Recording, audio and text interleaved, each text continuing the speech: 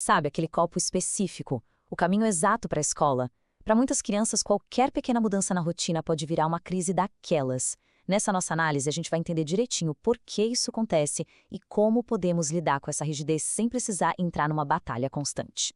Essa pergunta aí, ela provavelmente soa bem familiar para muita gente, né? E se a resposta for sim, pode ficar tranquilo porque essa situação é muito mais comum do que se imagina.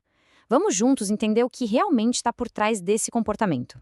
Então, vamos começar falando sobre o desafio da rigidez. O primeiro passo é entender o que é esse comportamento que, à primeira vista, parece só teimosia, mas que, na verdade, tem nome e tem uma explicação bem mais profunda. É o copo azul e ponto final. Não pode ser o verde. É o caminho pela rua de cima, de jeito nenhum o de baixo. Primeiro as meias, depois a calça. Nunca, jamais o contrário. E quando essa sequência quebra, parece que o mundo da criança desaba. Ela chora, grita, às vezes simplesmente trava. Para quem está de fora, para o adulto, parece uma luta de poder sem sentido. Mas para a criança, acredite, é algo muito, muito maior. Ok, agora vamos dar uma olhada por trás do comportamento, porque para a gente conseguir lidar com a situação, a gente precisa ir além do que os olhos veem. Afinal, o que é que está acontecendo de verdade? E aqui está a grande virada de chave: entender a diferença entre o que parece ser e o que de fato é. Na superfície, o que a gente vê? Teimosia, desobediência, mas lá no fundo, a causa real é outra. É ansiedade e uma busca desesperada por segurança através do controle. O nome disso é rigidez emocional. Pensa assim, quando a criança não consegue prever o que vai acontecer, o corpo dela reage com ansiedade. Então, controlar esses pequenos detalhes do dia a dia vira uma estratégia, quase um superpoder, para ela acalmar o mundo interno e criar uma sensação de que, ok, aqui eu estou no controle, aqui eu estou seguro. E com essa nova perspectiva, fica muito mais claro porque a nossa reação mais comum, que é a do confronto, muitas vezes só piora tudo. Ah, vai ser assim e pronto. Quem nunca, né? Quem nunca disse ou pelo menos pensou algo parecido? É uma resposta que vem do cansaço, da exaustão, uma tentativa de impor um limite. Só que essa abordagem direta, o famoso bate de frente, geralmente tem o efeito contrário do que a gente quer. E aqui está o pulo do gato. O confronto falha porque ele ataca justamente a única ferramenta que a criança tem para se sentir segura naquele momento. Ao tirar essa sensação de controle sem oferecer nada no lugar, a ansiedade dela, só dispara. E a crise, claro, se intensifica. Então, se o confronto não funciona, qual é o caminho? A alternativa é construir segurança. E para isso, vamos ver agora 5 estratégias bem práticas.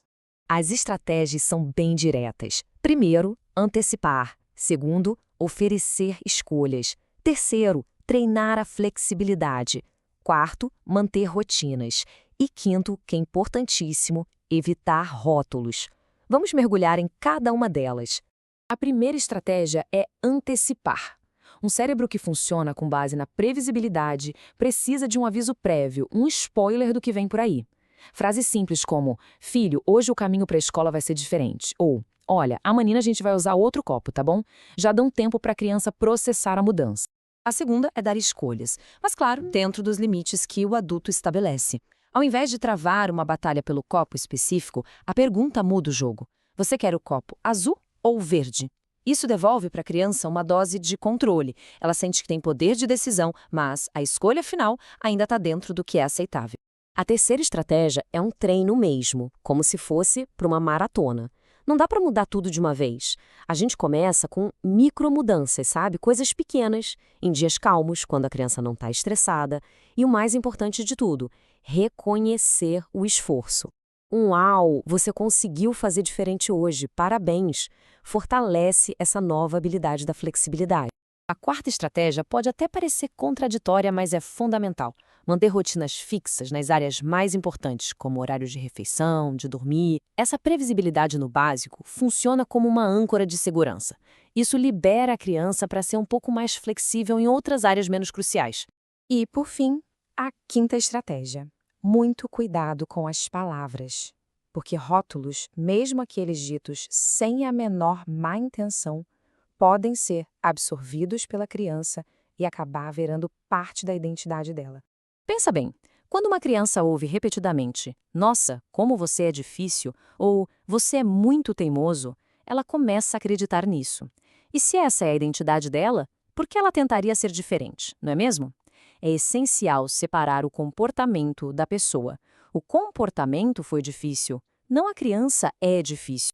E com isso, a gente chega no nosso objetivo final: criar flexibilidade.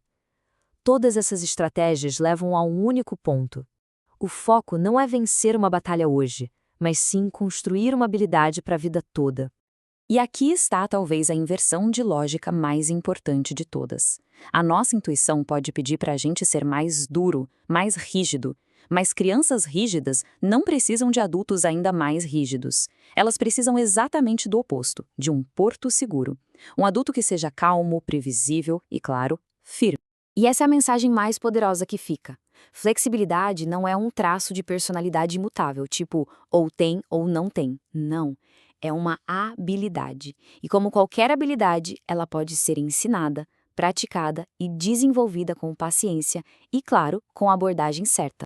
Então, fica aqui a reflexão final. Ao mudar a nossa abordagem do confronto para a construção, a gente não está só resolvendo a crise do copo azul de hoje. Nós estamos investindo no futuro, sabendo que a segurança que oferecemos agora é a base, o alicerce para a pessoa resiliente e adaptável que essa criança vai se tornar amanhã.